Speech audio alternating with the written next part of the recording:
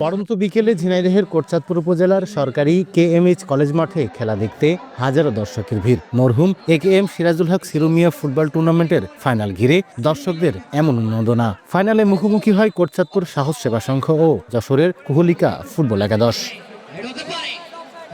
শুরু থেকে আক্রমণ পাল্টা আক্রমণে জমে ওঠে ম্যাচ। ফুটবলারদের পায়ের জাদুতে মুগ্ধ হয় ফাইনাল দেখতে আসা দর্শকরা। প্রথমার্ধের শেষ দিকে ডিবক্সের ভেতরে ফাউলের সুবাদে পেনাল্টি পায় সাহস সেবা সংঘ। পেনাল্টি থেকে গোল করে এগিয়ে যায় তারা।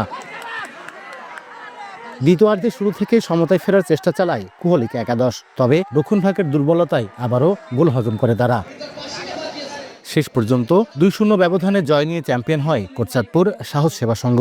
আর নিয়মিত এমন টুর্নামেন্ট আয়োজন দেখতে চান খেলা দেখতে আসা সমর্থকরা। দীর্ঘ 16 বছর পর আমরা এরকম একটা খুব ভালো একটা এনজয়েবল ম্যাচ উপভোগ করছি। এরকম আয়োজক যদি আরো হয় সেটা আমাদের জন্য খুব ভালো হবে। এটা ফাইনাল ম্যাচ, আসলে খুবই খেলাটা ভালো লাগছে। এই খেলা কেন্দ্রিক কোটচাঁদপুর লোকসহ পার্শ্ববর্তী কয়েক থানার লোক খুব ভালো এনজয় করছে। আজকের খেলাটা অনেক সুন্দরভাবে উপভোগ করছি। যুব সমাজকে মাদক থেকে দূরে রাখতে নিয়মিত এমন টুর্নামেন্টের আয়োজনের কথা জানিয়েছেন আয়োজকরা।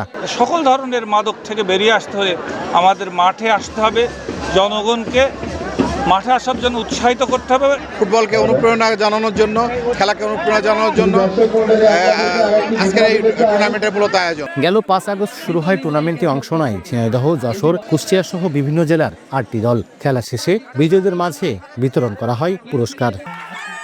লোটাস রহমান সোহাগ, সময় সংবাদ, ঝিনাইদহ।